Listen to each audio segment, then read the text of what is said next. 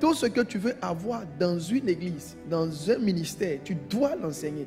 Les gens sont forgés par la puissance de l'enseignement. Remplacer les réprimandes par des séries d'enseignements. Le niveau de compréhension de tes fidèles est lié à ton niveau de compréhension des choses.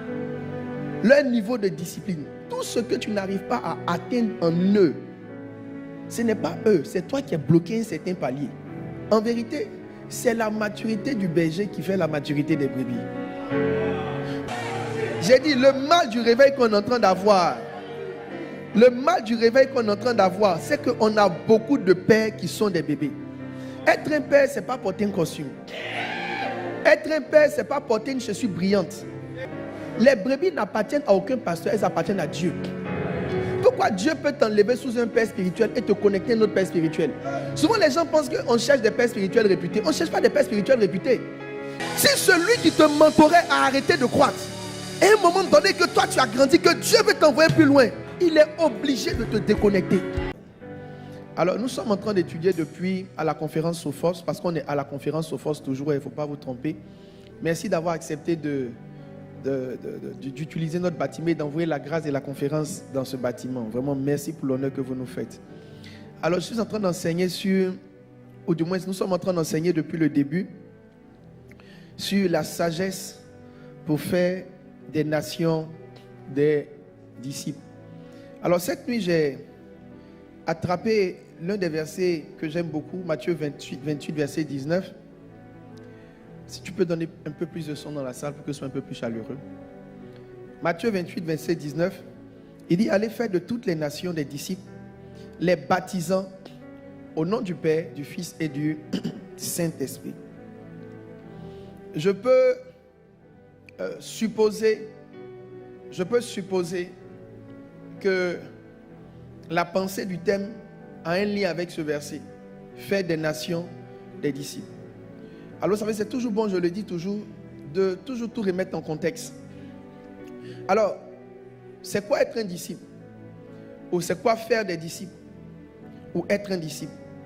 Lorsqu'on essaie de suivre et de fouiller dans la sémantique, parce que c'est important que je présente ces choses comme ça, après on va aller là où on veut aller.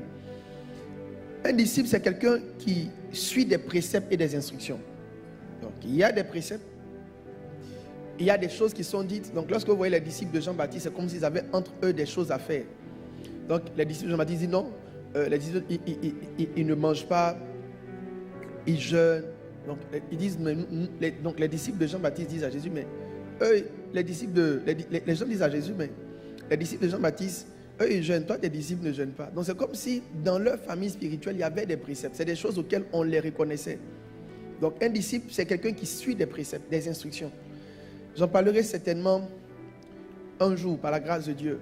Ça fait partie de l'un des livres que je suis en train d'écrire.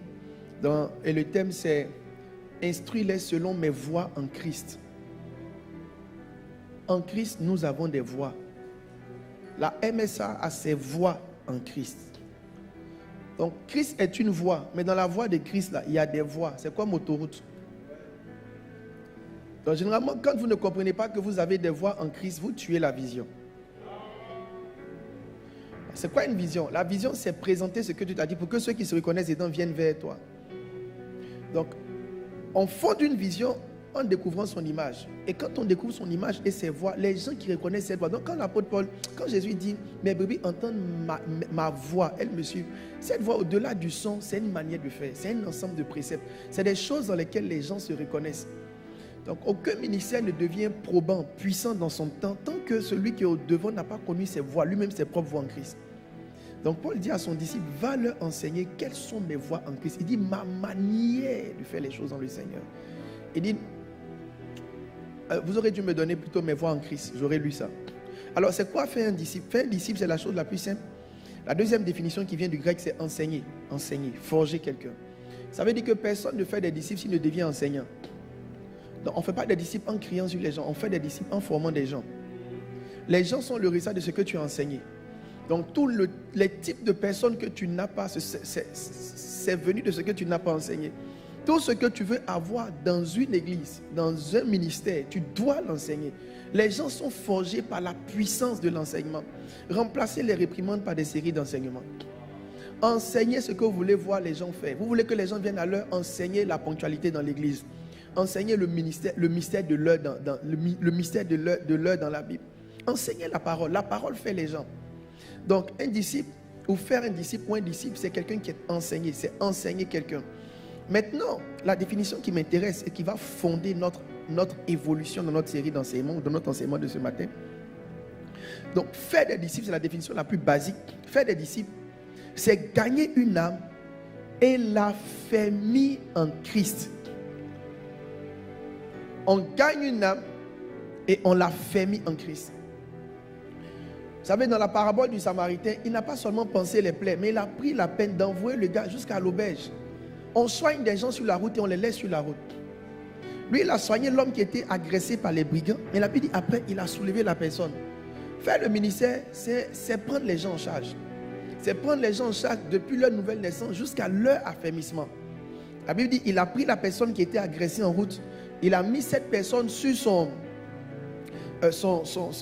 sa mule, sur sa monture, et il a envoyé la personne jusqu'à l'auberge. Il a confié la personne à l'aubergiste, mais il est resté garant des charges financières jusqu'à ce que la personne guérisse. Ça veut dire, si ça devait prendre 2 ans pour que la personne guérisse, pendant 2 ans, la facture de 2 ans, il va payer. J'ai envie de dire à un pasteur, à un homme de Dieu, un appelé, suivre des âmes, ça coûte quelque chose.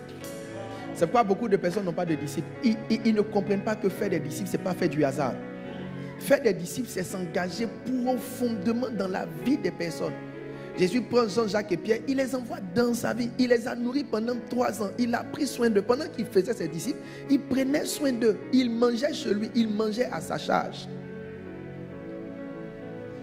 Je suis en train de voir dans ton cœur le cœur d'un faiseur de disciples. Je suis en train de voir dans ton cœur le cœur d'un faiseur de disciples. Alors voici là maintenant, je veux aller avec vous. On parle sur le fait que faire des disciples, c'est gagner une âme et les affermir en Christ. Donc je gagne une âme et je l'affermis en Christ. On gagne une âme et on la fait grandir en Christ.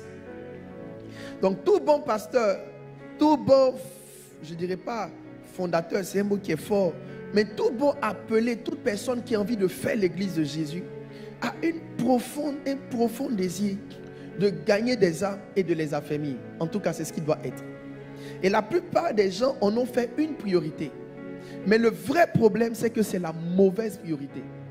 La mauvaise priorité, c'est peut-être gagner et affermir. Mais la mauvaise priorité, je peux le dire, la mauvaise priorité, c'est être focus sur le fait de gagner et faire croître. Donc la plupart des gens, dans leur esprit, je veux gagner et faire croître. Je veux gagner et faire croître. Donc chaque fois, tu es sincère, tu essaies de gagner, tu essaies de faire croître. Mais si tu es honnête, tu as l'impression, pour ceux qui font vraiment l'église, comme s'il y a un cycle de rotation. Comme si tu fais tes efforts, bien, il y a toujours un petit noyau. Il y a un noyau qui est là, un noyau qui n'excède pas un certain nombre. Peu importe que tu aies fait plus ou moins, tu vas en haut, tu descends, c'est toujours plus ou moins un certain cercle de personnes sur lesquelles tu as la main. Et quand tu vois ça, tu veux et tu es motivé de faire un peu plus pour affermir un peu plus. Mais c'est le mauvais ordre de priorité. Alors je vous dis une vérité ce matin. Et je veux que vous puissiez garder cette vérité dans votre esprit. En vérité, c'est la maturité du berger qui fait la maturité des brebis. Donc on ne lutte pas pour faire grandir des brebis, on lutte pour grandir soi-même. Parce que c'est comment tu grandis qui détermine comment ceux qui sont autour de toi grandissent. Quand tu grandis dans ta piété, les gens qui sont autour de toi, même si tu ne leur parles pas, tu es en train de les faire grandir dans leur piété. Un pasteur qui n'a pas grandi même dans sa révélation de ses propres finances ne peut pas faire grandir l'église dans ses propres finances. Ta limite est la limite de tes fidèles. Ta limite est la limite de la capacité des gens à aimer Dieu. Donc la manière dont les gens aiment Dieu, là, ce n'est pas comment tu leur enseignes l'amour de Dieu, c'est comment tu aimes Dieu. Donc la taille de tes brebis est l'équivalent de ta taille dans le règne de l'esprit. Donc aujourd'hui, on est en train de mal faire l'œuvre de Dieu. Parce qu'on est en train de mal faire ce qu'on est en train de faire aujourd'hui. Les gens sont en train de faire beaucoup d'efforts. Vous allez assieds-toi, fais ton suivi. Mais pendant que tu fais le suivi, toi-même tu es à quel niveau? Qui te suit? Donc l'erreur qu'on fait aujourd'hui et qui fragilise l'œuvre de Dieu, c'est qu'on a beaucoup de pasteurs, mais on a beaucoup de chrétiens immatures. Et on a l'impression que c'est parce que les chrétiens sont immatures. En fait, c'est parce que les pasteurs n'ont pas fini de grandir que leurs fils sont immatures.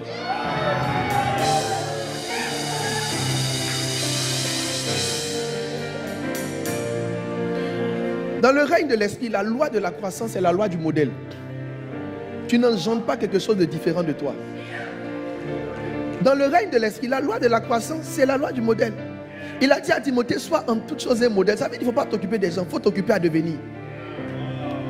Parce que tu donnes aux gens une opportunité d'être en fonction de qui tu es devenu. Donc ce que tu deviens détermine leur prochaine étape. Donc tu leur donnes une opportunité d'être un devenant. Donc pas d'abord les brebis, mais toi-même ta croissance.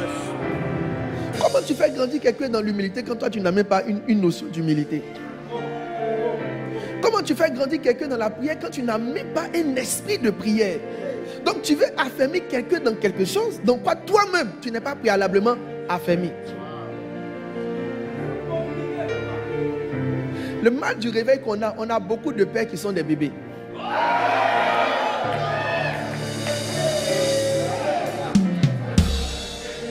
Est-ce que je peux prêcher un peu ce matin? J'ai dit le mal du réveil qu'on est en train d'avoir. Le mal du réveil qu'on est en train d'avoir, c'est qu'on a beaucoup de pères qui sont des bébés. Être un père, c'est pas porter un costume. Être un père, c'est pas porter une chaussure brillante. Être un père... J'ai écouté un jeune frère sur les réseaux sociaux. Je ne dis pas ça pour le... Je le connais même pas. J'ai juste tombé sur la capsule. Bref, bon, je vais laisser passer. S'il se reconnaît, ça peut l'affecter. Mais... Bon, bref. Hein? C'est pas lui. Le gars voulait expliquer la création de la terre. C'est-à-dire, la terre là, en comment... C'est-à-dire, quand le gars, je sentais que la Bible même pesait dans sa bouche. Je sentais un poids de la Bible dans sa poche. C'est comme, il essayait de dire quelque chose. Et puis, ce qui fait mal, c'est les gens qui blaguent. Ils étaient là-bas, come on, pousse, libère. Les gars là, ils sentent qu'ils veulent libérer une chose même qui pèse plus que lui. À l'époque, il y a peut-être 10 ans, plus de 10 ans, il y a une soeur qui est venue m'appeler, papa. Et puis j'avais un aîné dans la foi là, je lui dis, tu vois, la soeur elle m'appelle papa, il me dit, celle-là, elle appelle tout le monde papa.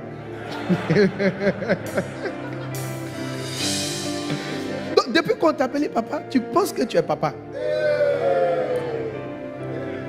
Et c'est en train de t'affecter. Vous savez, c'est en train de déformer l'œuvre de Dieu. C'est en train de déformer le christianisme.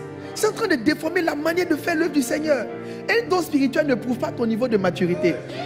Je t'en donne la preuve. L'âne de Balaam était un prophète. Donc, qu'est-ce que tu entends par don? Un don, c'est ce qu'on t'a donné. Si ton papa est riche, il peut te donner une voiture de centaines de millions. Ce n'est pas ta poche, c'est la poche de ton papa. Les fils, par exemple, de l'évangéliste Jacques, s'il est profond dans le prophétique, vous n'allez pas faire beaucoup d'efforts pour prophétiser. Mais ce n'est pas vous, c'est dans la famille. Tu as trouvé. Donc, toi, tu penses que, Jean, toi, tu vois. Donc, toi, tu vois. Tu es sûr que tu vois. C'est dans la famille. Donc, quand les choses sont dans la famille, il faut être modeste. Il ne faut pas penser que Jean. C'est pourquoi beaucoup de personnes commencent à faire des églises. Ils ont l'impression qu'ils viennent d'avoir maintenant les éléments du Père. Mais les éléments du Père, c'est dans la maison. Il a déjà payé la voiture. Tu es juste en train de rouler une voiture que ton papa a payée. Donc un don ne détermine pas l'âge spirituel de quelqu'un. Un don ne détermine pas l'âge spirituel de quelqu'un. Un don ne détermine pas l'âge spirituel de quelqu'un. L'âge spirituel de quelqu'un n'est pas déterminé par la qualité. Parce qu'un don, c'est un don. Je vous donne maintenant une illustration simple. Supposons, prenons le don de chant. Si Céline Dion rentre dans cette salle, mes chantes là ne peuvent plus chanter. Elles vont soumettre leur cœur et leur esprit à la dimension de Céline Dion. Mais ce n'est pas parce que Céline Dion atteint peut-être des octaves qu'elle n'atteint pas que Céline Dion est née spirituelle. Donc quelqu'un peut faire grandir certaines aptitudes que Dieu lui a données. Mais ça ne prouve pas sa croissance en lui-même. Donnez-moi le texte. La Bible dit malheur à la ville, malheur à la ville dont le roi mange dès le matin. Le royaume. Les amis, si je peux avoir un peu sur l'écran derrière, ça va me plaire. Moi, j'aime les contes des pasteurs, il faut que ce soit large. On dit le prince mange dès le matin.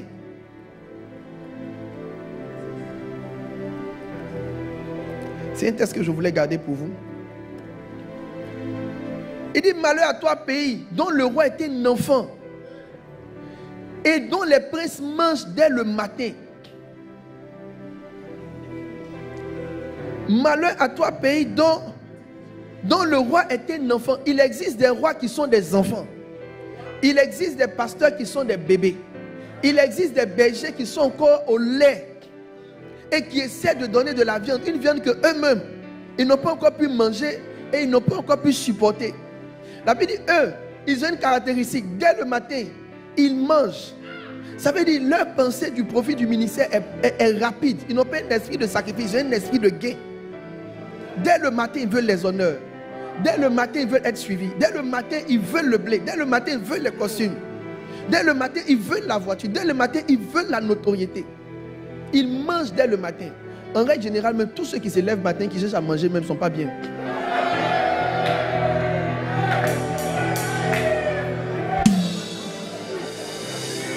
Non, je te dis la vérité. Tu ne peux pas te lever le matin et puis ton premier réflexe, c'est manger. Si quelqu'un est ici, quand il se lève, ce qu'il veut faire, c'est manger. C'est un gars comme ce gars-là. Donc, mes amis, on a un challenge.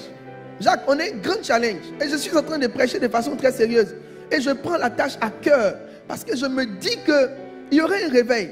Un réveil fait qu'on gagne des âmes. Quand on gagne des âmes, il y a une contrainte d'en prendre soin.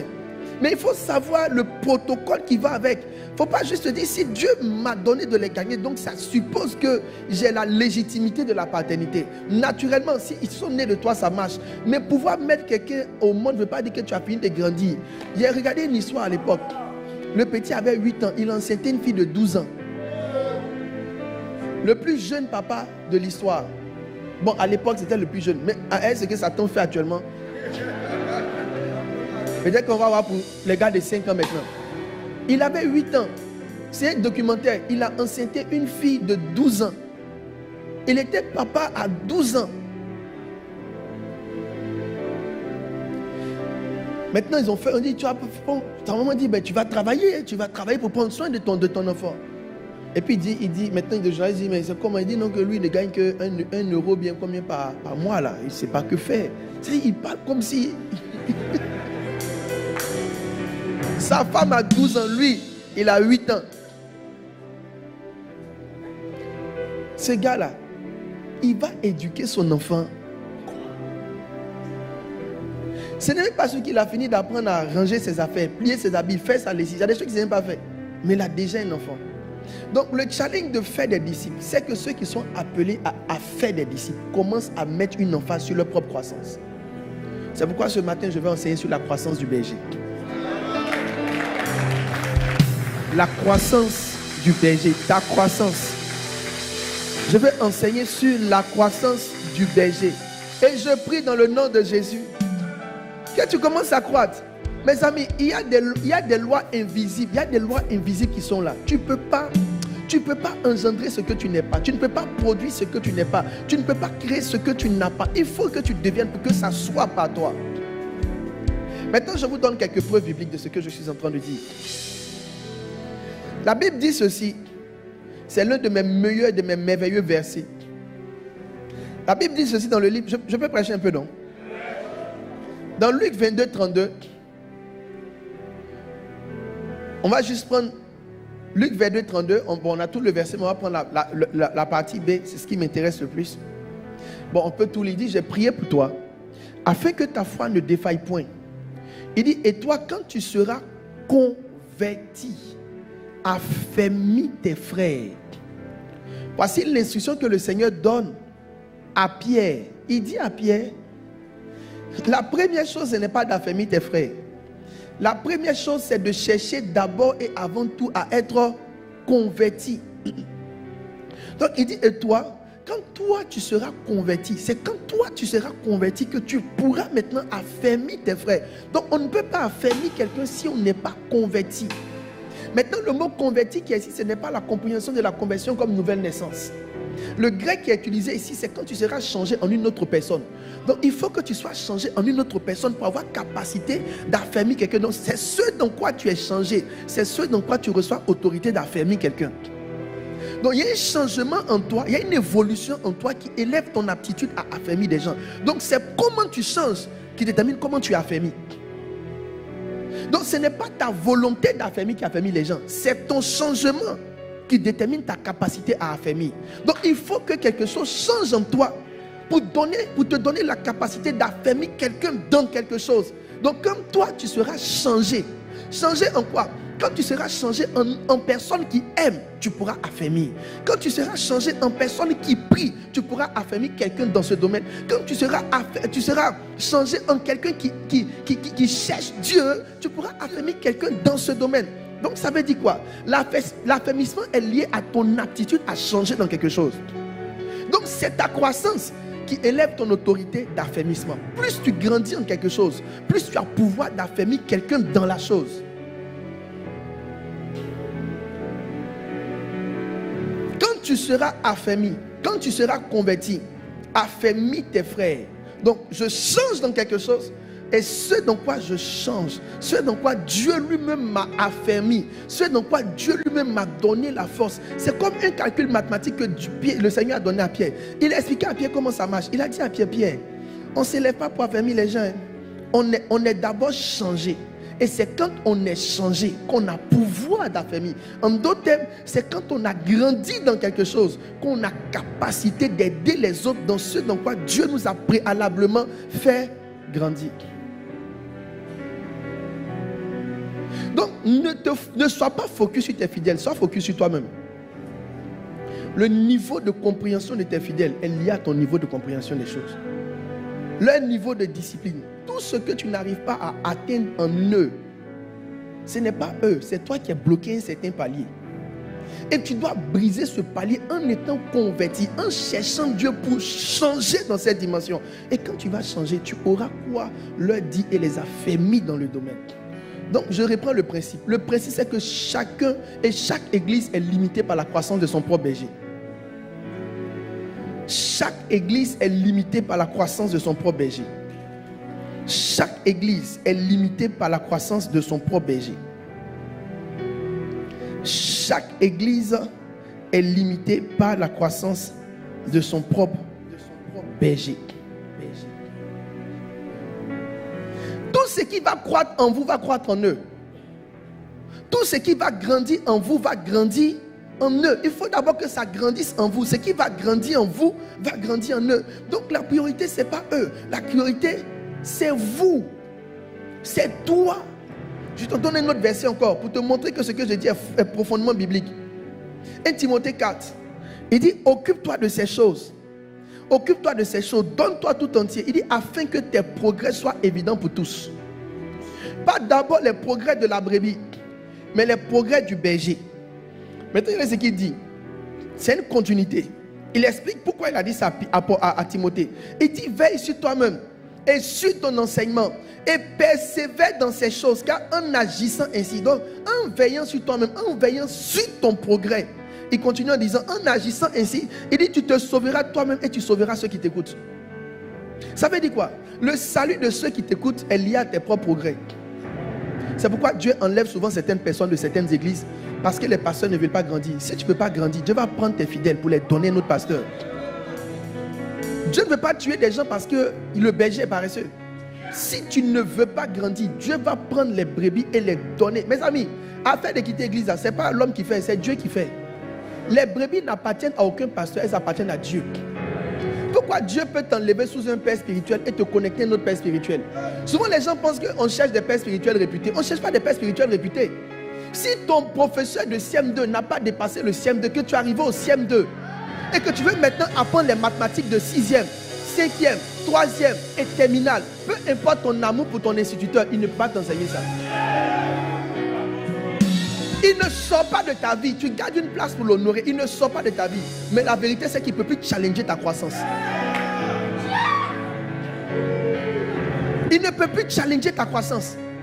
Il ne peut plus challenger. Donc, les gens, non, vous cherchez les pasteurs, vous cherchez les pères réputés. On ne cherche pas les pères réputés. Nous qui cherchons papa, tous ceux qui sont partis vers un père que Dieu a élevé, c'est Dieu qui leur a dit, va là-bas. Le même Dieu qui t'a envoyé chez lui, c'est le même Dieu qui a dit à celui-là, va là-bas. Pourquoi il va là-bas? Parce que chez toi, ceux qui ont envoyé là, tu n'as pas compris que quand tu arrêtes de croître, si tes enfants croissent, à un moment donné, ils ne reçoivent plus. Tu étais une bénédiction, tu es en train de devenir malheur. C'est pourquoi je dis à quelqu'un, je dis à quelqu'un, en termes de destinée, il n'y a pas d'amitié ou de sentiment. Parce que tu peux rester dans un endroit où tu ne grandis plus. Et tu sais que tu ne grandis plus. Mais tu es dans du copinage. Tu es dans du copinage. Mais tu vas regretter. Parce que dans quelques années, tu vas rater les saisons de ta vie. Parce que tu n'étais pas prêt à être ce que tu devais être pour rentrer dans ce dans quoi tu devais rentrer. Que personne ne vous fasse culpabiliser. Dieu vous envoie là où il y a de la croissance. Donne-moi une note prophétique. Je sens quelque chose dans mon esprit. Que personne ne vous fasse culpabiliser. Dieu vous envoie là où il y a de la croissance. Si celui qui te mentorait a arrêté de croître, et à un moment donné que toi tu as grandi, que Dieu veut t'envoyer plus loin, il est obligé de te déconnecter. Je vous dis la vérité. Jean est le frère de Pierre. Jean et le frère de Pierre André étaient d'abord les fils de Jean-Baptiste. C'étaient les fils spirituels de Jean-Baptiste. À un moment donné, il n'y avait plus de perspective parce que Jean-Baptiste avait atteint la limite de sa vie. Et quand Jésus passait, il leur a dit, voici l'agneau de Dieu. Mais ils ont compris une chose. Ils ont compris que s'ils ne le suivent pas et qu'ils veulent rester dans la conservation, ça sera la fin de leur chemin. Je vais vous dire la vérité. Quand Jean-Baptiste est mort, c'était la fin de ses disciples. Si Jean et André étaient restés sous Jean-Baptiste, on n'aurait jamais eu le livre de Jean. Le livre de Jean que tu nous as expliqué là, s'ils étaient restés, on n'aurait pas eu le livre de Jean. La prochaine dimension de Jean-Baptiste venait du fait que Jean accepte de laisser Jean-Baptiste. Ce n'est pas de la déloyauté, ce n'est pas de l'ingratitude. Chaque pasteur a l'obligation de veiller sur sa croissance. Si tu arrêtes de croître, Dieu va prendre les âmes qu'il t'a données pour les envoyer vers quelqu'un d'autre. Parce que tu ne peux pas répondre à des questions que toi-même tu n'as pas encore rencontrées. Celui que tu dis c'est ton fils, il gère des challenges qui ne sont même pas à ton niveau. Tu le conseilles comment? Tout ce que tu dis c'est mets ta foi en Dieu seulement. Mais Dieu fera, Dieu fera.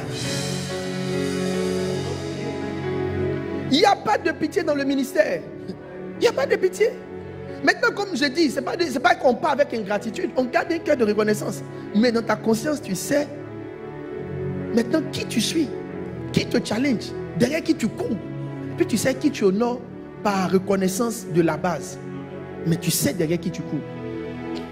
Beaucoup sont en train de mourir par fausse loyauté. Tu sens que tu n'es plus béni, tu es assis. Le gars parle, ton âme te fait mal. Tu murmures et tu es assis. Et tu te caches pour aller faire quelques cultes quelque part pour écouter. J'aime bien. Et puis après maintenant, tu sors, tu te vas. Oh, frère, tu es en train de maltraiter ton âme. Tu es en train de maltraiter ton esprit. Tu es en train de maltraiter ton esprit. Ce n'est pas toi qui as créé cela. Celui qui te garde devait grandir dans l'esprit. Ce que je suis aujourd'hui, ce n'est pas ce que j'étais. Je ne prêchais pas comme ça. Je n'avais pas le même niveau de présence de Dieu. Mes amis, j'ai dû avancer. J'ai dû avancer. Je n'avais pas le même niveau de présence de Dieu. Je ne prêchais pas comme ça. Hier, quand je prêchais, les gens me demandaient, s'il te plaît, tu voulais expliquer quoi? Je faisais des cours de répétition de mes enseignements. Parce que quand on finit, les gens n'ont pas compris. Donc, ils doivent revenir vers moi pour me demander, frère, je prêchais très mal.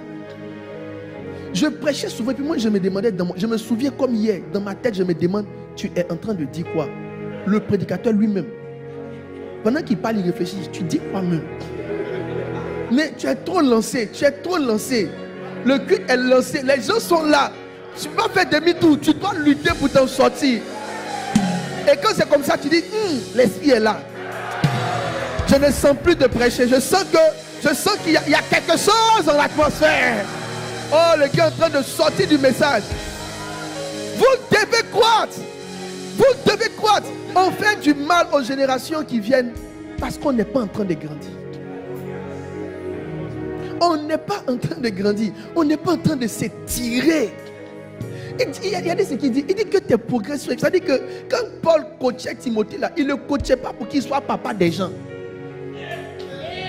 Il le coachait pour que Timothée apprenne lui-même à grandir. Et puis il dit à Timothée, il dit, veille sur toi. Ça veut dire, ta première attention là, ce n'est pas les brebis. Ta première attention, c'est toi-même. Il dit, veille sur toi, laisse les brebis. Il n'a pas dit veille sur les brebis. Il dit veille sur toi. Sur toi d'abord. Homme de Dieu, c'est toi d'abord. Les brebis dépendent de toi. La vie qu'ils reçoivent vient de toi. C'est toi qui viens en priorité. Veille d'abord sur toi.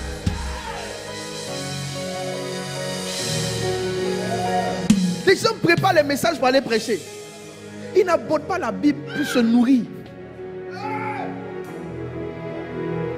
Ta relation avec Dieu est tellement paramétrée sur quelle dimension saisir pour aller impressionner.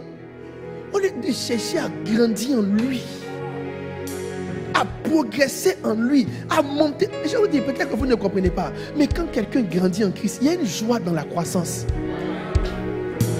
Ça n'a pas de mots, c'est une saveur.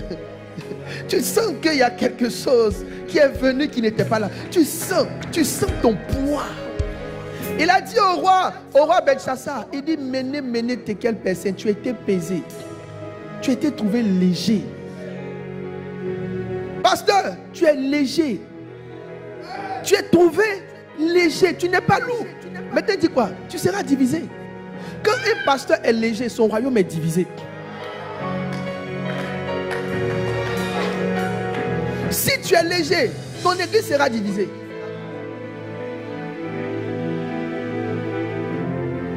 Ça sera divisé, c'est une question de temps. Toutes les dénominations qui sont en train de perdre les membres, c'est ce verset-là qui est en train de venir.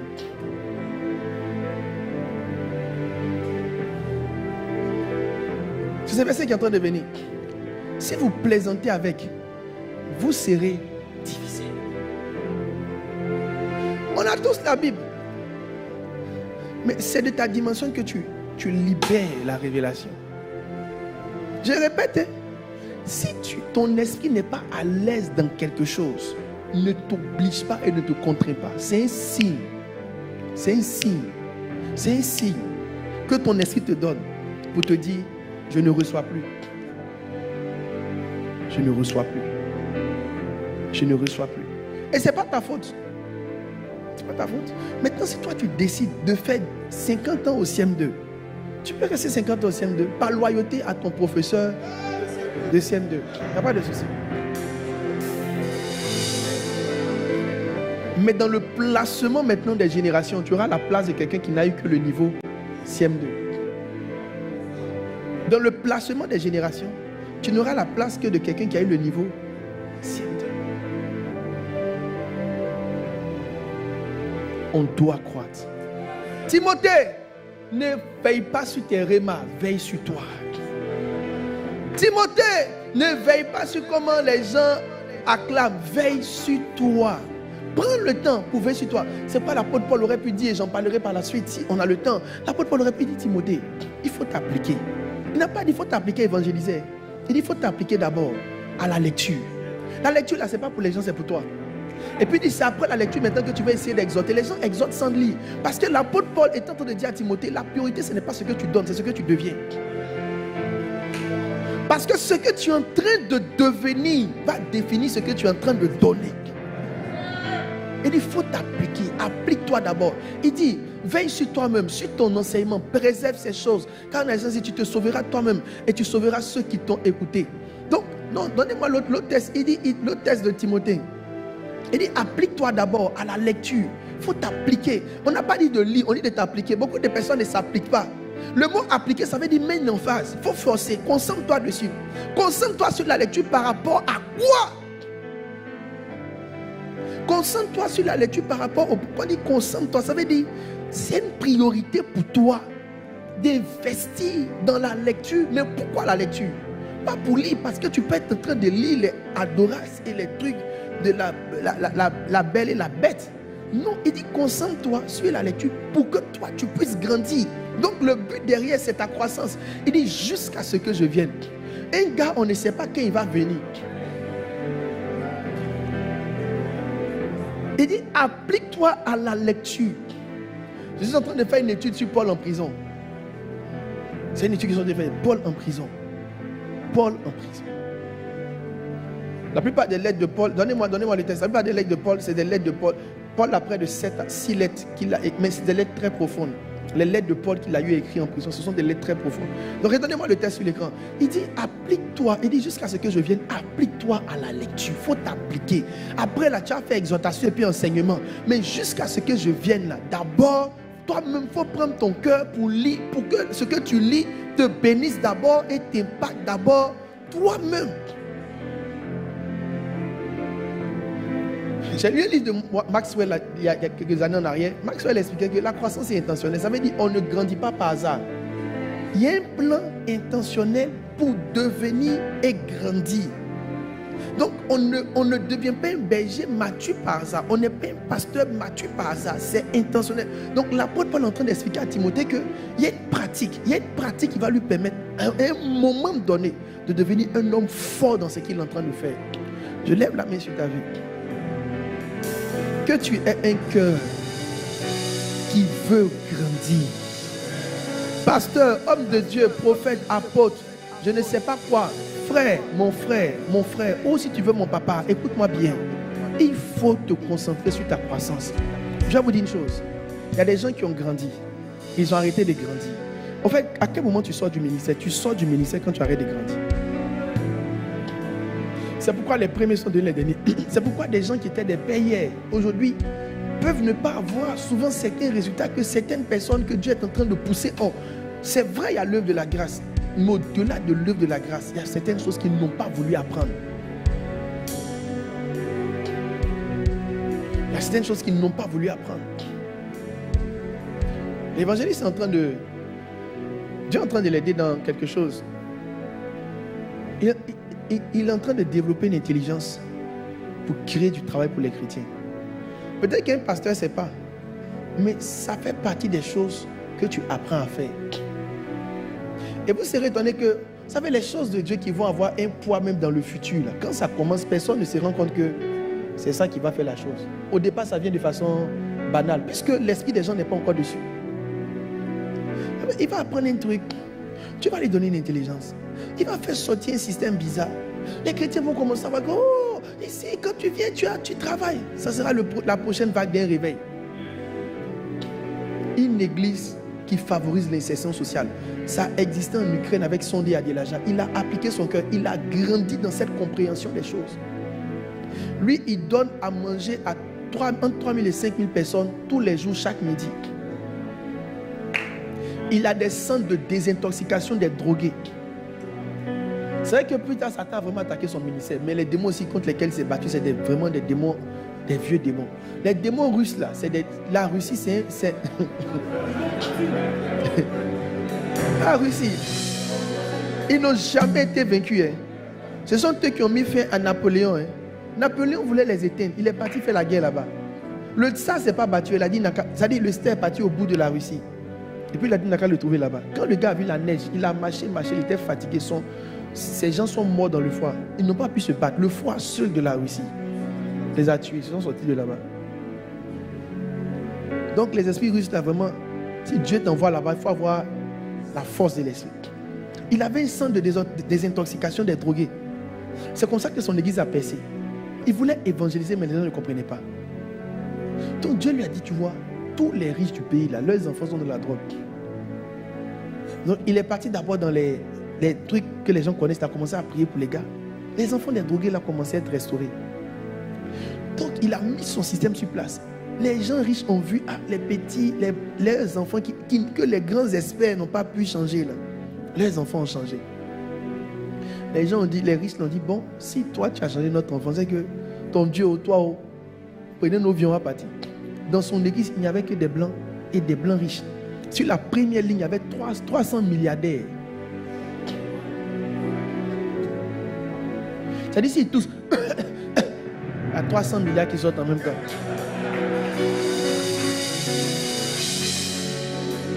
Tous les drogues, maintenant comme il a fait les milliardaires, tous les drogués qu'il a pris sur la route, qui les ont enlevés de la drogue, il a mis un plan de formation pour les insérer maintenant. Donc ce sont ces drogués-là qui sont devenus les milliardaires. Voici comment il a pris le dessus de l'évangile en Ukraine. Frère, il a dû s'asseoir et apprendre. Il dit qu'il a dû étudier la sociologie. Il a élevé son niveau. Il a compris la sociologie. Quand il a compris la sociologie, il a pris la sociologie, il l'a envoyé dans l'église. Toi, tu as dit ribaba, ribaba, ribaba, ribaba. Maintenant, ribaba là, il n'y a pas de sociologie. Les gens sont en train de perdre beaucoup de choses. Donc, souvent, Dieu est en train de faire des choses. Tu es pasteur, tu dois sentir que tu dois. Il y a plein de pasteurs qui doivent. Je sais des lucarnes que j'ouvre parce qu'on va toucher la croissance des brebis. Mais il y a plein de pasteurs qui doivent être en marge des réseaux sociaux. Lui, par exemple, il a une grâce pour les réseaux. Je lui dis ça tout le temps. Moi, à l'époque, on faisait les zooms. Il y a personne sur les cellules. Je l'ai appelé un soir, vers minuit. Je l'ai enfermé dans une salle quelque part. Jusqu'à 2h du matin. J'ai dit, toi, explique-nous. À l'époque, c'était Zoom. Il faisait Zoom. 1000 personnes sur Zoom. Zoom, nous, on prie quand je viens crier 125 personnes. J'ai dit, frère, il faut enferme-toi. Explique-nous ici. Il nous a donné 2 ou 3 conseils. On a semé dans sa vie. On a semé dans sa vie. Et nous, ce qu'il a dit, on a fait. En un temps, on est passé à 3000 personnes. C'est de Zoom maintenant qu'on est. Donc, il m'a aidé à entrer dans le mouvement de la MSI. Mais j'ai appris ça de lui. J'ai continué à apprendre. Récemment, il a fait TikTok, 4500 personnes. Je l'ai fait venir. J'ai dit, prends une enveloppe au télé. Va boire Coca d'abord. Il arrive sur TikTok aussi. Donc, je lui ai dit, regarde, tu ne vas pas t'en aller comme ça. Tu comprends? Tu vas m'expliquer 2 petits TikTok là. Nous tous, on va voir clair dans TikTok. Frère, on a besoin de grandir. Ce n'est pas la jalousie, il faut apprendre. Allez, quelqu'un sait. Tu as besoin de grandir. Il dit, non, il faut boire Coca d'abord. Je suis un peu occupé. Pour l'instant, boire le Coca. Quand je vais m'asseoir, je reviens ici. Tu vas m'expliquer ce que tu es en train de faire sur TikTok. Où tu iras? J'irai. Ton Dieu, où tu mourras? C'est ça qu'elle a. Que Dieu te donne un cœur de quelqu'un qui veut apprendre. Que Dieu te donne le cœur de quelqu'un qui veut apprendre. Que Dieu te donne le cœur de quelqu'un qui veut apprendre. Notez rapidement, parce que l'évangile fait 5 minutes seulement, les aspects de la croissance d'un berger. Les aspects de la croissance d'un pasteur. Les aspects, les dimensions dans lesquelles un pasteur doit croître. Mes amis, je ne veux rien inventer. Je veux dire tout ce qui est biblique. Luc 2, 52, il dit Jésus croissait. Même Jésus croissait. La première phase de sa vie, et même quand vous fouillez au fur et à mesure qu'il avançait, son ministère n'était pas focus sur ce qu'il faisait, mais sur comment il croissait. Il nous en donne la preuve. À 12 ans, il va s'asseoir dans le temple pendant 3 jours. Donc si Jésus peut faire 3 jours dans le temple, ça veut dire que Jésus avait un cœur profond pour apprendre des choses. Et pouvait. Donc c'est après le test de Jésus dans le temple qu'on est venu dire Jésus croissait. Donc sa croissance était liée à un désir intentionnel d'apprendre des choses. C'est qui a 12 ans, il aurait pu aller jouer au ballon, il va dans le temple, il choisit les experts, il s'assoit à leurs pieds, il leur pose des questions pendant 3 jours sans même savoir s'il mange ou il ne mange pas. Si c'est là, c'est là. C'est qui veut savoir. C'est ce qu'ils savent. Il avait dit, il posait des questions. Maintenant, quand vous lisez le même chapitre vers la fin, on dit maintenant, il croissait. Donc, il avait une manière de faire qui engageait sa croissance. Il croissait en quoi? Vous tous qui êtes ici, vous ne pouvez pas croire dans autre chose que ce dans quoi Jésus a connu sa croissance. Donc, n'allez pas croire dans n'importe quoi, croissez dans ça. Il croissait en quoi? Il croissait en sagesse. Il croissait en stature et il croissait en grâce. Voici les 3 dimensions principales de la croissance d'un berger. La première dimension de croissance, je ne l'ai dit pas dans l'ordre, je l'ai dit en dehors de l'ordre, c'est la croissance en stature. Le mot stature vient d'un mot grec qui a 2 tendances. La première tendance, c'est la croissance d'âge. Jésus croissait dans son âge. Il est important pour moi de rappeler au pasteur que l'âge est un indice de sagesse.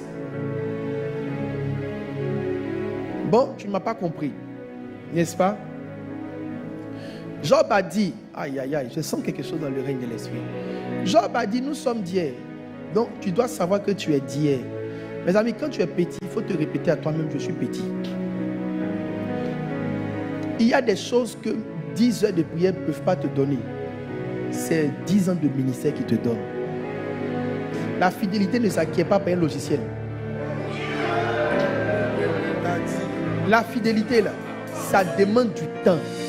Donc, il y a des choses, tu ne peux pas dire que non. Toi, Dieu même quand tu fais, Dieu même ne te prend pas trop. Toi, tu as 2 ans de ministère.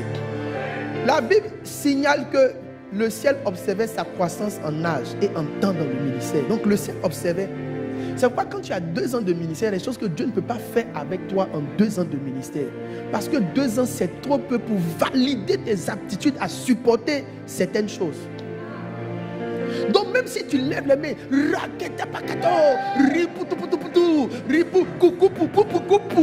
tout ce que tu vas faire, frère, 2 ans de ministère là, ce n'est pas suffisant. Il y a trop de choses que tu n'as pas encore vues et expérimentées. Quand quelqu'un vient puis la deuxième, puis c'est un coup, c'est que ça n'a pas commencé à lui. Il était un bon disciple quelque part. Il a mangé un système d'abord. C'est ça qui fait qu'il a... Donc c'est un ancien nouveau. C'est un ancien quelque part. Et puis il fait comme il est nouveau. C'est ça qu'il a. Donc 2 ans. Mes amis, Jésus compte votre âge dans le ministère. Donc vous qui venez de commencer, soyez indulgents vers vous-même. Les prières de... Moi quand j'ai commencé, j'ai prié. Père, je déclare. D'ici la fin de l'année, 3000. 3000 à Masso, Kato. 3000. J'ai dit, je jeûnais pour 3000. Frère, l'année est finie. Et puis, mais j'entendais, mon fils, tu es exaucé. Tu auras 3000 âmes. 3000 âmes. Tel que j'ai dit, j'ai entendu ça. J'ai noté ça même dans mon cahier de propos. Mon cahier de propos est là. J'ai un vieux cahier, c'est là. J'ai noté. Quand l'année est finie, je n'ai pas vu. J'ai repris le même cahier. Il est barré. J'ai dit, ça, c'est mon intelligence qui m'a parlé. Je ne comprenais pas alors que j'étais de bonne foi. Mais vous voyez, que vous le voulez ou non, le temps, la croissance va être le temps. C'est pourquoi la Bible que celui qui révèle la mûre.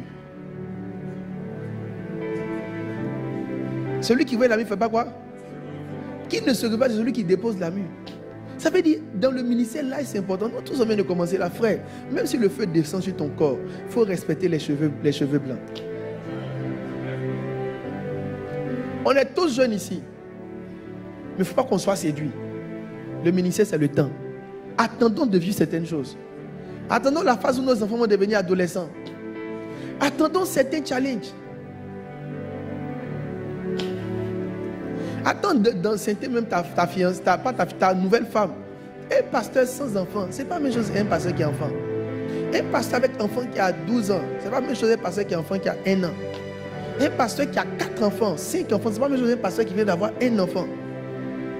Un pasteur qui a une femme qui a un certain âge dans le temps, ce n'est pas la même chose d'une jeune fille qui vient de connaître l'amour. Tout ce qui se fait là-bas joue aussi sur ton ministère. Donc dans le ministère, le temps est important. Il ne faut pas qu'on se blague. On ne fabrique pas le ministère. Il dit que celui qui révèle une amie ne se glorifie pas comme celui qui la dépose. On est d'hier, le chemin est long, on a eu quelques grâces. Marchons dans ces grâces avec beaucoup d'humilité. Parce qu'en 2 ans, on n'a encore rien vu. Même en 10 ans, tu n'as encore rien vu.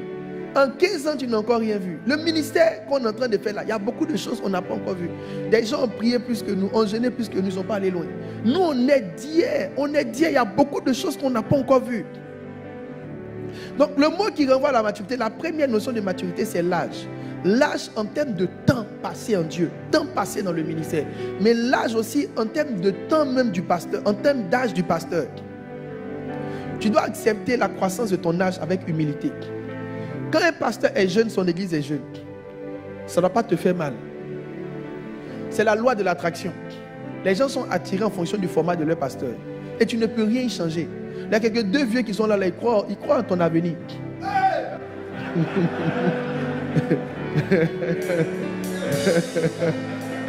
Ils croient en ton avenir, c'est tout. Sinon, ils ont envie de le... Sinon, si tu leur demandes s'ils sont à l'aise, ils vont te dire que non.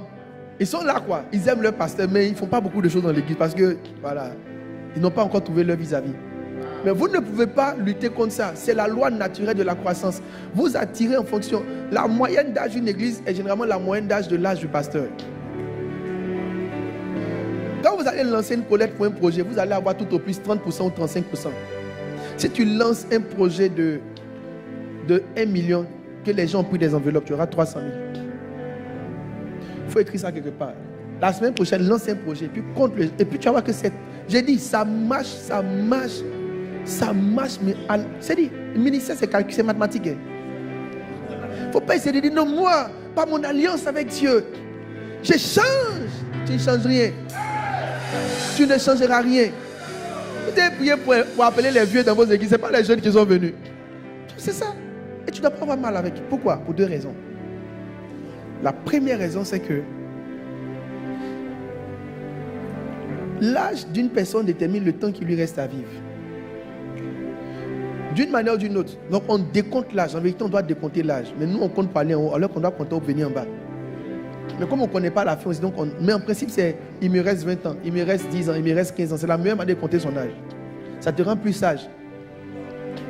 Et tu as 50 ans, il te reste 30 ans. C'est différent, hein? J'ai fait mes 50 et puis j'ai fait mes moins 30 ans.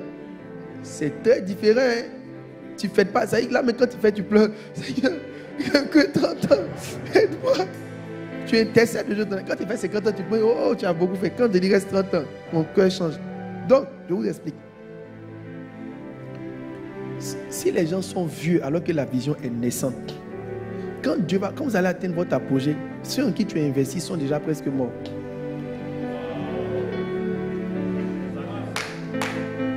Donc, par exemple, la MS n'a pas encore commencé. La MS est en train de fonder. Mais il y aura le temps où Dieu va vous déployer dans les nations. C'est une église qui aura une grâce particulière d'être dans beaucoup de nations et de parler beaucoup de langues. Vous avez la grâce des langues et des peuples différents. Tu as la grâce des peuples différents. Il y a des missions qui n'ont pas la grâce des peuples différents. Toi, tu as la grâce des peuples différents. Mais tu n'as pas encore vraiment atteint ce niveau-là. Tu es en train d'aller vers. C'est des soubresauts, des embryons. Mais quand la vision sera sur le point de se déployer, il faut que les gens aient de la force. Une église qui atteint son apogée et ses héros sont vieux, c'est tué dans l'embryon. C'est une bêtise de vouloir former des vieux. Pardonnez-moi, mais c'est la vérité.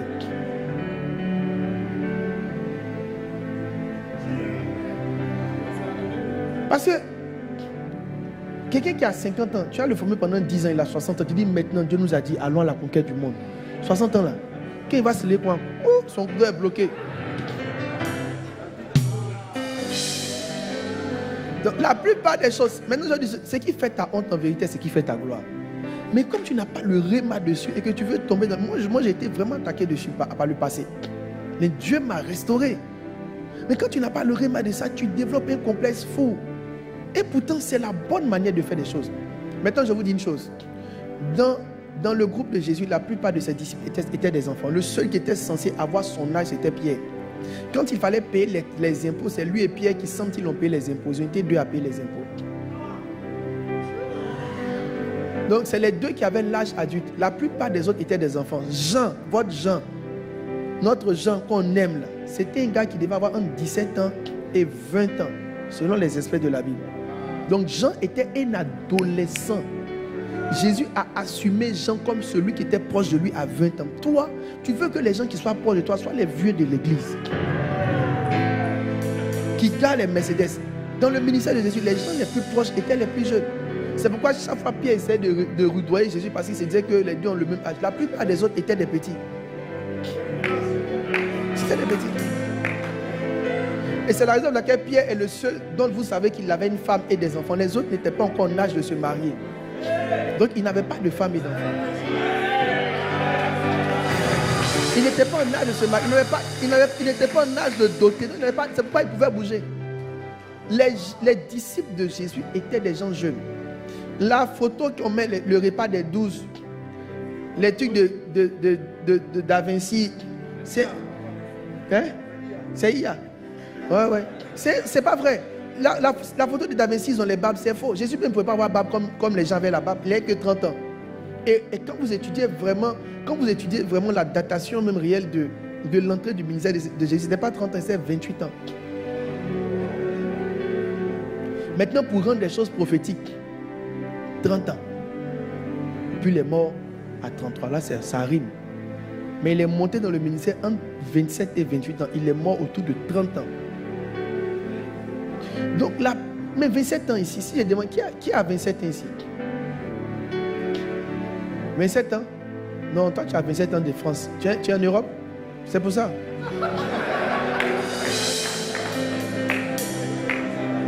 27 ans de France. Les 27 ans, les gars sont matures, on dirait des pères. Qui a 27 ans? Toi, tu es dans quel pays?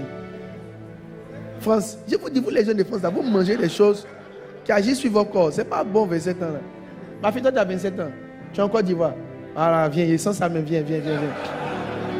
Ça, c'est 27 ans de Côte d'Ivoire qui est là. Ouais, 27 ans de France, viens.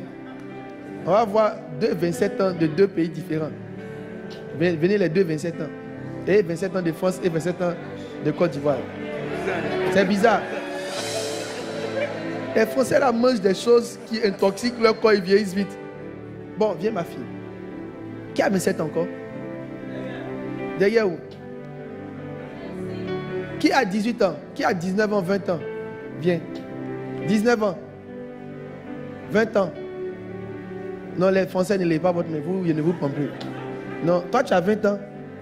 18. Non, ça c'est 18 ans de France. C'est France aussi. Côte d'Ivoire.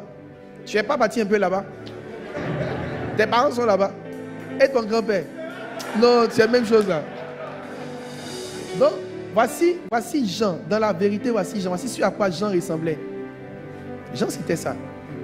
Voici Jésus qui est là. C'était un jeune garçon de 27 ans, 30 ans. Comment c'est toi aussi ton 27 ans là? C'est un 27 ans un peu mature quand même.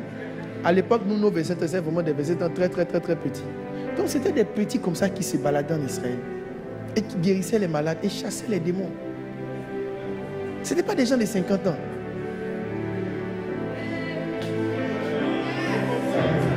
C'était des petits qui se baladaient en Israël.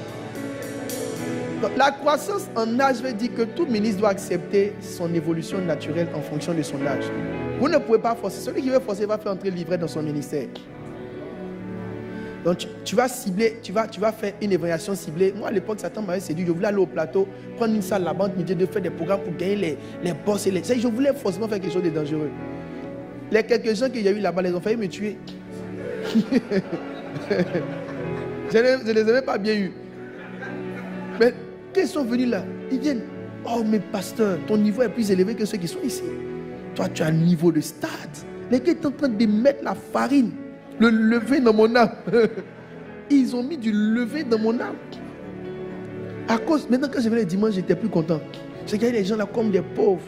Moi je suis un grand. Je parle maintenant aux gars du plateau, aux aînés, aux adultes. Faites attention. Allez les gens de votre âge. C'est comme ça que Jésus croissait. Les disciples de Jésus, c'était en dessous, c'est de 20 à de 30 à en dessous de 30. C'était sa réalité. Et tu ne peux pas changer ça. Il faut prier comment. Et si tu es jeune, que tu es ministère de trop de vieux, il faut prier Dieu qui t'en délivre. Parce que ta vision ne fait que commencer.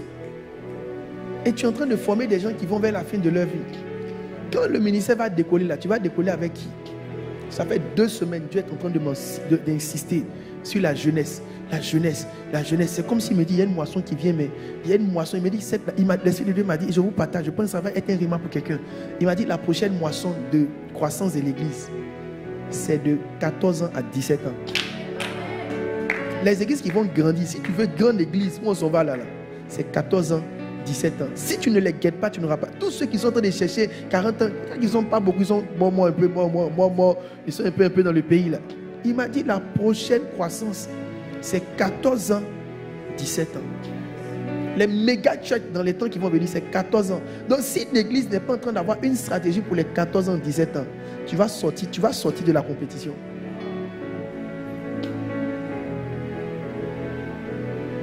Donc nous, notre ancien bâtiment, dès septembre, on commence les travaux. Ce sera une église même. C'est-à-dire quand tu vois, c'est comme si tu es au State.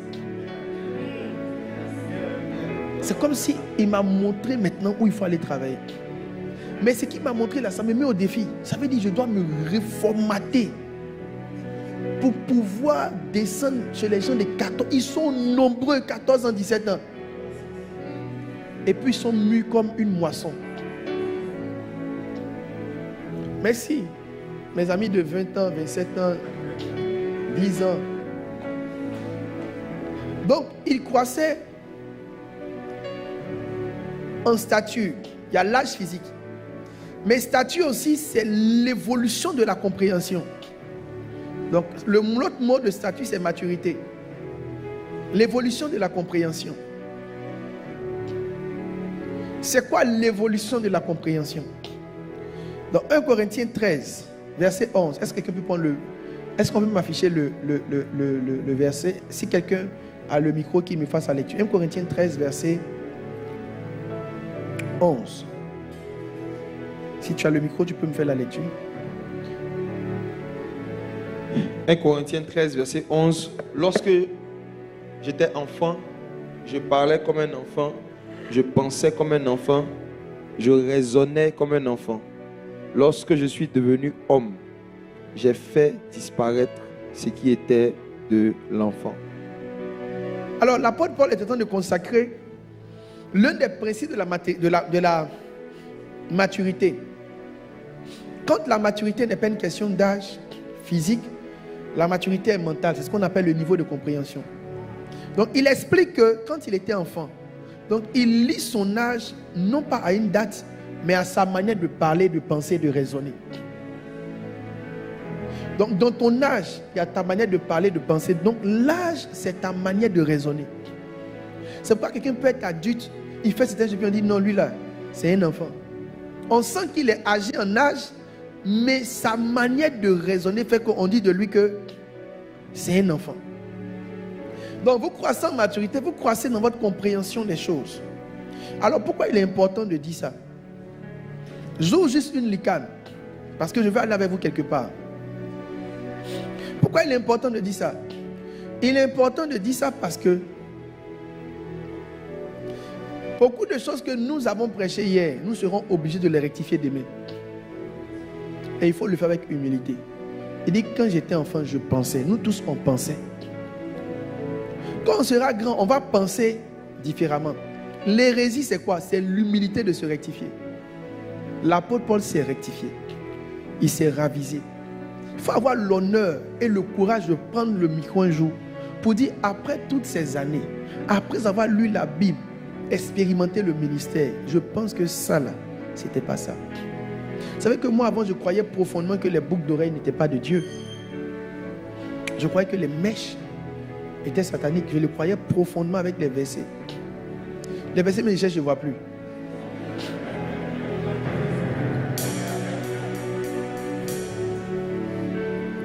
On voit quand Dieu t'aime, il t'aime toi-même à te faire une. Et j'ai prêché ça. J'ai prêché les rouges à lèvres. J'ai prêché. J'ai pas dit qu'on a prêché et puis j'ai parlé aux gens. Moi-même, j'ai pris la chair à l'époque. Quand je gérais mes cellules, c'était l'un de mes messages les plus puissants, ça. Tu sais, quand tu prêches le faux, là, il y a une force que tu mets dedans. Là. C'est trop bien. J'ai enseigné même les rouges à lèvres. En fait, c'était un enseignement sur la consécration et la piété. Et je mettais rouge à lèvres, mèches, pantalons, je mettais tout ça dedans. Mais plus tard, c'est comme si Dieu, dans sa miséricorde, l'une des choses qui m'a fait, les gens qui coupent les messages là, allez couper ça pour m'écrire encore de nouveaux problèmes. Hein. L'une des choses qui m'a fait tiquer, je pensais sur quoi? Sur les pantalons, mais sur les mèches. Je pensais quelque chose. Et puis, je me baladais en ville. À l'époque, j'étais à l'intérieur du pays, je conduisais une annexe de l'église dans laquelle j'étais avant. Et puis j'ai vu une soeur, je pense que la soeur portait soit un pantalon ou des mèches, mais elle avait porté quelque chose comme ça. Quand je suis le pasteur, à l'époque j'étais très très jeune, j'étais le pasteur. Quand la soeur m'a vu, elle a commencé à courir pour aller se cacher. La manière dont la soeur courait là, ça m'a fondu le cœur. J'ai dit, Seigneur, on est en train de faire aux enfants des gens. C'est sérieux. C'est là que le déclic est parti. Je me suis dit, mais on est en train de faire aux enfants des gens. Pourquoi elle peut courir comme ça? J'ai dit, la manière de la... C'est-à-dire, quelqu'un qui voit son pasteur, la réaction normale là, c'est de... Elle me voit, qu'elle m'a vu. Même bonjour. Elle a commencé à courir. Je sais pas, elle a porté soit un pantalon bien, en tout cas des mèches. Mais elle a porté quelque chose qui ne fait pas de nos enseignements, des restrictions. Elle courait comme ça. J'ai dit, mon cœur s'est fendu. J'ai dit, mais Seigneur, c'est quel évangile ça? C'est quel évangile? C'est quel évangile? C'est-à-dire, je me demandais, mais pourquoi? Qu'est-ce qu'on est en train de faire aux gens? Pourquoi ils courent comme ça? J'ai eu tristesse, j'ai eu mal au cœur. C'est comme si ce que j'ai enseigné là, voici ce que c'est en train d'engendrer. Des gens qui voient le pasteur qui fuit, qui se cache, qui ont envie de porter certaines choses qu'ils ne peuvent pas porter. Je me dis, mais Seigneur, il y a quelque chose qui ne marche pas. Quelque chose, je n'ai pas les versets. Et je sens qu'il y a quelque chose qui ne marche pas. Je me suis assis et j'ai réétudié les Écritures. Quand je sortis de mes études, c'était clair dans mon esprit que tout ce que j'avais enseigné, que j'avais reçu aussi comme enseignement, n'était pas correct. Je suis revenu à l'église, j'ai réenseigné, je les ai rendus libres. Vous êtes en Christ, maintenant vous êtes libres. Gardez ce mode que marcher dans la piété. Est-ce que vous commencez à faire le truc? Ça m'a bouleversé. Ça m'a bouleversé. J'ai dit non, c'est... Mes amis, soyez humbles. Dans notre chemin, il y a beaucoup de choses qu'on va faire, qu'on sera obligé de rectifier. Parce que c'est comme ça que Dieu nous rend humbles. Il dit, quand j'étais enfant, tu auras ton temps de quand tu étais enfant. Maintenant, c'est une opportunité. L'humilité va t'aider à rester dans le ministère. Si tu restes orgueilleux, tu vas sortir. Parce que tu auras du mal à accepter que ça ne marche pas. Tu vas chercher d'autres versets pour renforcer, d'autres théories. Mais plus tu vas renforcer, plus tu vas perdre. On a tous été des enfants. Maintenant qu'on est devenu grand, il faut qu'on accepte que ce qu'on pensait n'était pas ce qui devait être. Je parle à quelqu'un? La première dimension de la maturité, c'est de la croissance d'un pasteur, c'est sa croissance dans la compréhension des choses. Ça, je vous donnerai maintenant comment grandir dans la compréhension des choses. Il y a un élément qui est important, mais je ne vais pas rentrer là-bas parce que dans la compréhension, ce n'est pas ce que je vais dire aujourd'hui, je vais dire autre chose. Mais dans la compréhension, vous devez grandir dans votre compréhension, dans votre ouverture d'esprit. Il y a des clés qui permettent à quelqu'un d'accélérer sa croissance en maturité. Sa compréhension des choses, son ouverture d'esprit, sa capacité à flou avec beaucoup de choses. Mais je ne parle pas de ça aujourd'hui. Maintenant, vous devez croître en sagesse. La sagesse, c'est quoi? La croissance en sagesse, c'est quoi? La sagesse, c'est la capacité d'appliquer des principes et d'en avoir des résultats. Donc, quand quelqu'un a une sagesse dans un domaine, ça veut dire qu'il comprend des principes qui produisent le résultat. Cher pasteur, homme de Dieu, prophète, un homme de Dieu avait dit il y a longtemps, l'église et sa croissance, c'est une science. Ça m'a fait mal. J'ai dit, le gars n'est pas spirituel.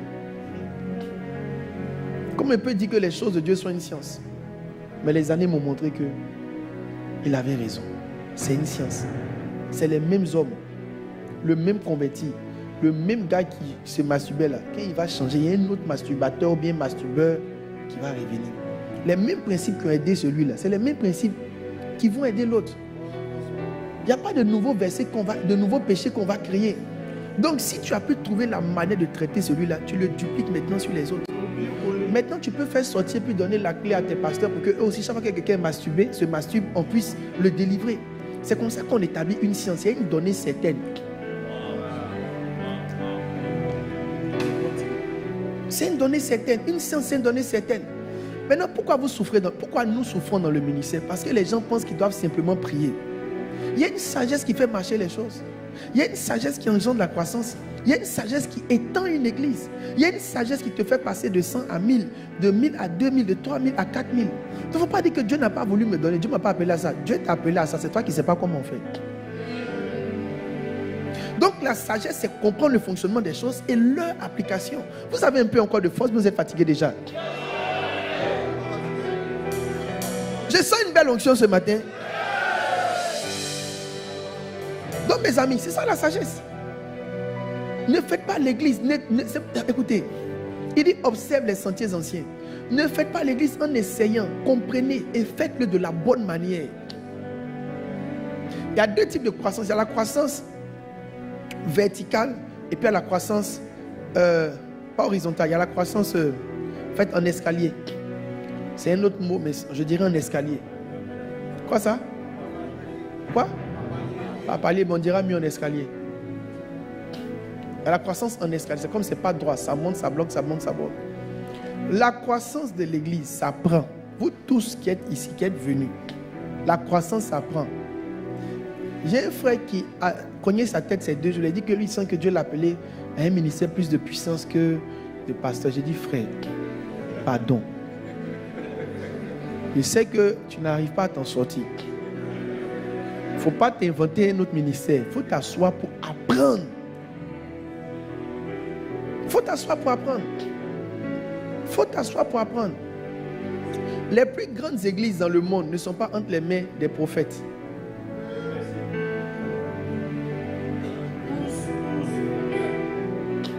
Parce que les prophètes ne veulent pas apprendre à faire l'église. Ils ne veulent pas apprendre. Quand le don est fort, le don qui est fort attire les gens naturellement. Mais ça, ce n'est pas faire l'église. Faire l'église, c'est assimiler le peuple et bâtir des gens dans la statue parfaite de Christ. Et ça, c'est toute autre chose. Donc, on est un groupe de personnes qui apprécient l'homme de Dieu. Mais s'il meurt demain, vous faites comment? Aucun pasteur ne doit accepter que la croissance de l'église soit bâtie sur son aura. Parce que même l'aura prend un coup avec l'âge. Moi, j'écoute tous les papas, leurs anciennes vidéos puis leurs nouvelles. Il y a une différence. Donc, tu ne peux pas dire que même la force que tu as maintenant là, tu l'auras jusqu'à dans ta vieillesse. Donc, pendant que Dieu te donne une bonne saison, il faut systématiser ton évolution pour transférer quelque chose qui va faire que même si demain Dieu te prend, tu n'es pas là. Il faut partir aux États-Unis. C'est Joël Ossim qui a la plus grande église. C'est un pasteur. Aux États-Unis, là, il y a les violents gars là-bas. Tout ce qu'on fait dans le prophétique en Afrique, c'est plutôt aux États-Unis. Depuis les Branham et autres. Branham a ses descendants là-bas. Il y a des gars là-bas, pas des Branham, des pasteurs même, mais qui sont très poussés dans le prophétique aux États-Unis. Très poussés dans le prophétique. Mais non pas de grandes églises. Parce que la sagesse pour voir et puis la sagesse pour faire l'église, c'est deux sagesses différentes. Donc, et c'est ça qui est la bénédiction de Jacques, parce qu'il a la grâce du prophétique. Mais il a l'humilité d'apprendre à être pasteur. Il y a des gens, ils ont la grâce du prophétique, mais ils n'ont pas l'humilité d'apprendre à être pasteur. Ce sont des personnes, ils ont des églises de saison. Il y a une saison où ils ont la force physique là. Les gens viennent fou. Quand ils sont un peu distraits net, les gens disparaissent. Après, maintenant, ils reprennent la force. Ils commencent 3 programmes de résurrection des morts. Les morts ressuscitent. Après, les morts qui ressuscitent aussi là, ils meurent encore après. Vous partez au Ghana. Le Ghana qui a les plus grands voyants en Afrique de l'Ouest. Où on va se laver là-bas, manger feuille au Ghana. Non, il faut décomplexer. Si Dieu t'a mis dans quelque chose, essaie juste d'être fort dedans. Où les gens vont manger les feuilles, se laver l'eau là. Les plus grandes églises sont tenues par des pasteurs. À l'époque, la plus grande c'était Mensa Otabil. Il y avait la plus grande, même actuellement, même son église est toujours une église très majeure. Tu allais visiter son bâtiment récemment, près de combien d'hectares? Je ne veux pas dire que, mais c'est large. Et c'est un gars, c'est un papa, il ne sait pas il a quel âge. C'est dans sa vieillesse, il a fait sortir un nouveau bâtiment, mais le bâtiment va te donner, ça te donne des migraines. La capacité, c'est 25 000 places, ou bien combien de places là, au Ghana. Maintenant, je ne sais pas trop de Bishop Dag. Bon, bref, ce n'est pas à nous d'établir l'étude, mais je pense que Bishop Dag, qui est juste un pasteur enseignant, qui est aussi un prophète, mais qui est un pasteur enseignant, à la plus grande église, le plus grand réseau d'églises au Ghana. Tous les prophètes là-bas, ils n'arrivent pas. Ils ont quelque chose. Mais non, je ne dis pas que c'est mauvais. Ne comprenez pas moi ce que je n'ai pas en train de parler contre le prophétique. Et celui qui sera coupé pour aller, et puis les frères vont me fatiguer là. Je prie pour lui. Je vais juste dire que il ne faut pas juste. C'est-à-dire, il y a des choses que Dieu t'a données, mais il faut apprendre à faire l'église. C'est une autre science. C'est une autre science d'avoir une administration que tu vas transférer. Actuellement, là, les églises qu'on a là, les gens peuvent nous voler mal. Quand tu vas mourir, comment tu transfères les finances? Quand vous achetez l'une des grandes églises en Côte d'Ivoire qui s'est divisée, qui est restée en route, c'était par là sur terrain. Il n'y avait pas de process pour les terrains. Satan nous voit, il sait les failles et il va éteindre ça. C'est une question de temps, il va nous éteindre.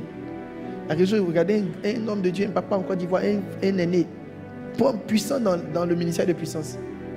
J'ai vu son église, c'est toiture, il est en train de reprendre toiture. À l'époque, c'est des gens qui avaient de très grands dons. Donc, pourquoi je dis ça? La croissance dans la sagesse, c'est accepter qu'il y a un domaine dans lequel tu dois avoir de la compétence. Et accepter ça. Quand le temps d'apprendre à faire l'église arrive, il faut apprendre à faire l'église. Vous partez au Nigeria, Papa Enoch Adeboye, qui a le plus grand réseau d'églises. C'est pas un gars c'est pas qu'il a le feu. Mais quand on parle de feu au Nigeria, le feu du Nigeria, là même, ça dépasse pour le Ghana. Mais les gens qui ont le feu, là, ils n'ont pas les méga church comme les gens le pensent. Il y a beaucoup de fiction dans l'histoire des gens. Les gens nous racontent beaucoup de gens qui sont fausses. Il faut aller là-bas pour aller voir les églises. Tu vois qu'il y a beaucoup de gens qui ont un grand nom, qui ont de grandes photos, mais sur place, quand tu t'assois, par la grâce de Dieu, maintenant, on calcule les yeux. Tu as fait sortir le nom. Est-ce que je parle à quelqu'un?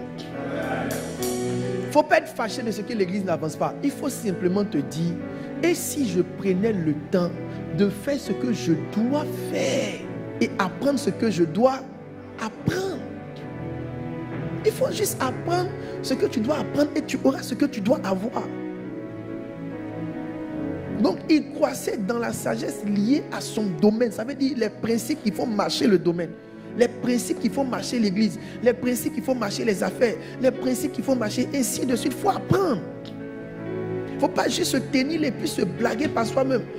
Quand vous voyez les grandes églises, vous les observez, vous allez voir des dénominateurs communs. Ça veut dire qu'il y a des principes qui ont marché partout et qui continuent de marcher partout. Toutes les grandes églises ont un culte maîtrisé. Partout sur la terre, il n'y a pas quelqu'un qui a une grande église. L'heure de fin n'est pas connue.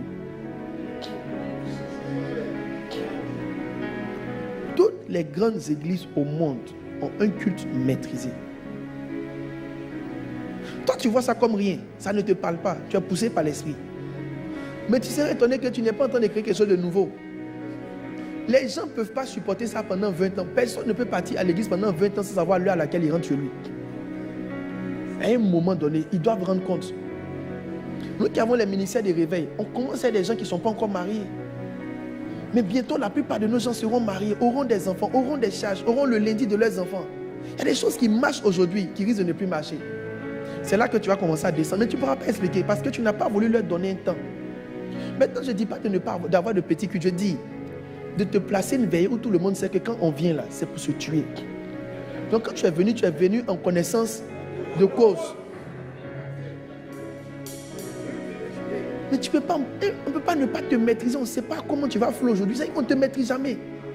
Ça va marcher pendant un temps, mais après, ça va se retourner contre toi. C'est ça qui est difficile quand on enseigne la manière de faire l'église. Donc, croire dans la sagesse, c'est croire dans les principes applicables. J'ai fait un songe, j'étais en train de prier. En fait, je le savais par le passé, puis Dieu a ouvert mon esprit récemment. Vous savez que même quand vous allez construire, si vous n'avez pas de parking, votre église ne va pas grandir. Parking. Il y a un terrain vide là-bas qu'on a défait, on a défriché. On a amené le terrain. Votre parking détermine la croissance de votre église.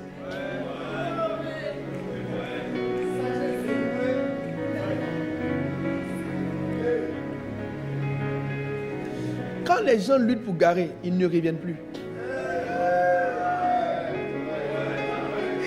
Ils ne reviennent plus.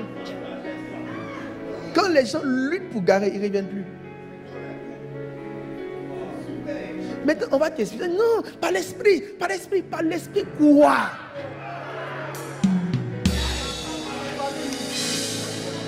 Il faut lutter pour leur trouver un espace où ils peuvent mettre leur voiture. Je te dis, toi-même dans la vie, il y a des endroits où tu n'aimes pas aller parce que tu ne sais pas comment tu as garé. Au plateau. Non, qui est d'accord avec ce que je suis en train de dire? À jamais. Donc il y a des endroits où tu n'aimes pas aller parce que tu ne sais pas comment tu vas garer. Donc ça veut dire que quelqu'un peut ne pas aller dans ton église parce qu'il ne sait pas comment il va garer.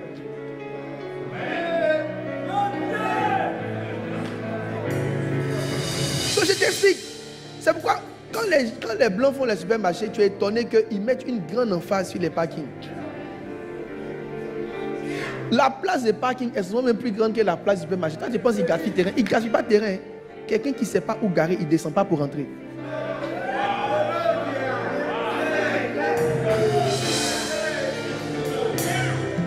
Quand on va t'enseigner ces choses, tu ne vas pas vouloir accepter. Qui te dit costume rouge, je ne vais pas te donner grande église à Abidjan, tu ne vas pas me croire.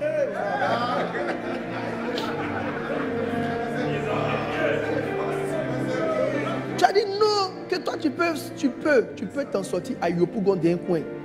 Mais si tu veux devenir un ministre national dans ce pays, si tu portes costume rouge, tu ne pourras pas. On est dans la francophonie.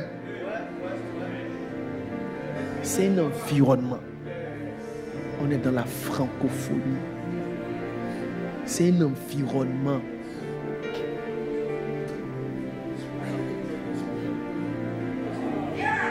Il y a des choses qui font faire l'église. Il y a des choses qui font faire, mais tu ne veux pas comprendre. On te dit non, fais ça, fais ça, fais ça, fais ça. Non, non, je ne sens pas. Il y a un gars, il faisait à l'époque, je l'ai fait ça pour lui donner conseil. Il dit fais comme ça, fais comme ça. Il dit ça après prévenir. Il revient, il dit Dieu lui a de me dire que ce n'est pas un homme qui doit lui dire comment faire le ministère.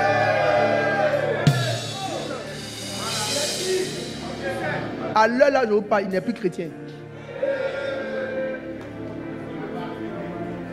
Je lui ai dit ce que tu fais, ce n'est pas la bonne manière. Fais comme ça, fais comme ça. Il dit non. Dieu lui a de me dire que ce n'est pas un homme. Ce n'est pas un homme qui l'a appelé. Donc ce n'est pas un homme qui va lui dire comment faire. Okay. À l'heure là, je vous parle, c'est qu'il a commencé, est mort. Lui-même, il est mort. Tout est mort. Vous ne créez rien, vous n'inventez rien. L'église est plus vieille que vous. Quand vous lisez dans la Bible, tous les temples, Dieu n'a jamais laissé le soin aux hommes de faire le modèle du temple. Depuis le tabernacle jusqu'au temple de Salomon, Dieu n'a jamais laissé le choix à l'homme de faire le modèle. Les plans sont venus du ciel. C'est cette même église qu'on essaie de bâtir. À l'époque, c'était le tabernacle. Après, c'est le temple. Maintenant, c'est l'église de Christ. Il y a un modèle. Il a dit à Moïse, aie soin de faire selon le modèle. Donc, toi, tu veux faire l'église, tu dois comprendre le modèle de l'église.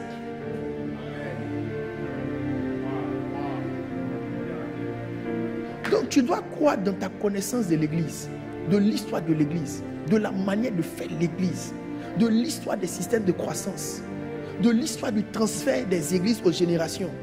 Ce n'est pas le hasard. Comment l'église catholique a transféré l'église catholique? Il faut que tu apprennes. Comment les AD, depuis leur mouvement de 1930 là-bas, ont pu transférer jusqu'à aujourd'hui? Tu dois apprendre. On doit apprendre. On ne prie pas en langue pour ça. Comment on réussit les successions? On doit apprendre. Comment une église met en place un système qui donne. C'est comme dans les entreprises. Donc on ne prie pas pour que les gens, pour que les voitures apparaissent. Vous mettez une intelligence financière sur place dans l'église. Vous faites sortir les voitures pour les pasteurs, pour les gens, pour que ça tienne dans le temps. Parce que quand tu payes toi-même, tu ne peux pas payer pendant longtemps. Quand tu veux payer 2 voitures, tu ne pourras pas payer 100 voitures. C'est une dénomination. Donc c'est un système. Comment les gens font pour payer leur terrain? On ne va pas tout le temps distribuer des enveloppes. Payer, donner, donner, donner. La première graine, c'est le miracle. Les autres, c'est un processus.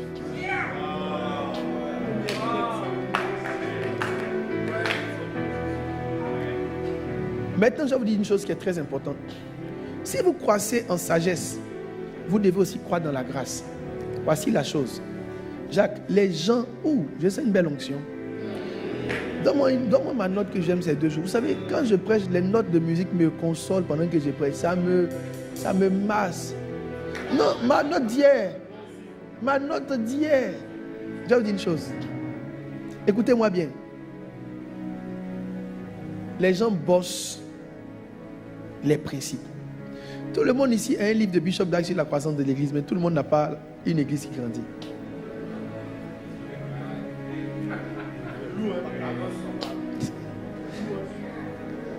Mais vous tous, vous lisez, tout le monde lit les livres sur la croissance de l'église. Vous écoutez même les enseignements sur Mega Church, mais vous n'êtes pas église qui grandit.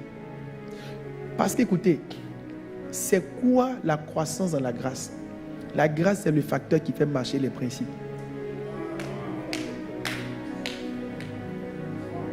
La grâce, c'est le facteur qui fait marcher. Ça veut dire que on dit non, va, tu veux une grande église, va, fais croisade. Tu vas faire croisade, les gens ne vont pas revenir à l'église. Parce que derrière chaque croissance, il n'y a pas que des principes, il y a la grâce. La Bible enseigne les principes. La grâce est portée par des hommes.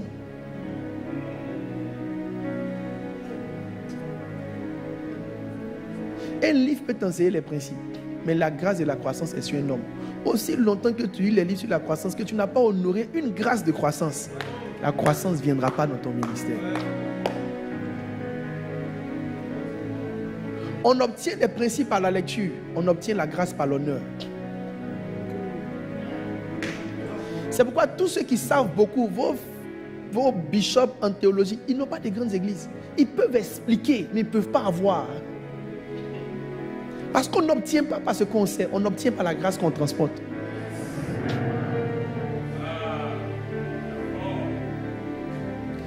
Donc les gens expliquent qu'il y a des professeurs en églysologie, mais ils n'ont pas d'église et ils n'ont pas mis l'église. Parce que mis l'église ne vient pas avec le savoir, ça vient avec la grâce. Jésus croissait dans son savoir, mais il a compris que ça ne suffit pas. Il doit apprendre aussi à guetter des grâces et croître dans la grâce. Donc le problème que tu as aujourd'hui, ce n'est pas parce que tu ne grandis pas dans ta connaissance sur l'église. Tu connais beaucoup de choses maintenant sur l'église, mais tu n'as pas la grâce de réussir dans l'église. Tu n'as pas la grâce d'attirer facilement les gens. Tu n'as pas la grâce. Mes amis, quand tu as 10 000 membres, c'est quel système de suivi qui peut suivre 10 000 personnes? On n'a qu'à se dire la vérité. Je suis allé visiter l'église de Paul Enétier. Près de 120 000 places. Frère, quand tu es dans l'église, tu marches d'un bout à un autre. C'est quel berger qui peut savoir qui est venu, qui n'est pas venu? Il y a un niveau de croissance, on sait que c'est les anges qui travaillent. Il expliquait qu'une femme est venue dans son église. Elle dit qu'elle a vu un songe. On lui a dit en songe, voici ton pasteur. Demain, prends toute ta famille, aller à l'église. Il y a des choses que la grâce fait. Des choses que la grâce fait. Vous ne grandissez pas dans la... Vous n'avez pas la grâce. Quand tu n'as pas la grâce, c'est trop difficile. Tu fais beaucoup d'efforts pour la chose, mais tu n'as pas le résultat de la chose. Tu appliques, mais tu n'as pas le résultat. Parce que ce n'est pas le principe, c'est ce que tu transportes. C'est la grâce. Et ce matin, Dieu m'a fait la grâce. La grâce de l'église. Et la grâce de la croissance de l'église. Vous tous qui avez fait l'effort d'être ici, je lève les mains sur vos vies.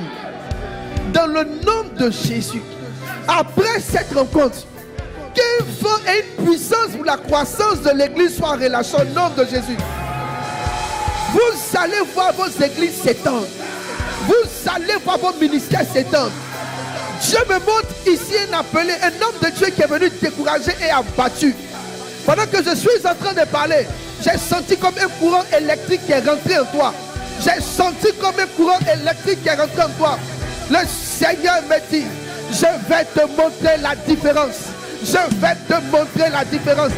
Je vais te montrer l'œuvre de la grâce. Je vais te montrer l'œuvre de la grâce. Le ministère, c'est la grâce. Les résultats, c'est la grâce. Je sens quelque chose qui est rentré dans cette salle. Le ministère, c'est la grâce. Le ministère, c'est la grâce. Le ministère, c'est la grâce. Ta grâce va grandir. La faveur va grandir. Je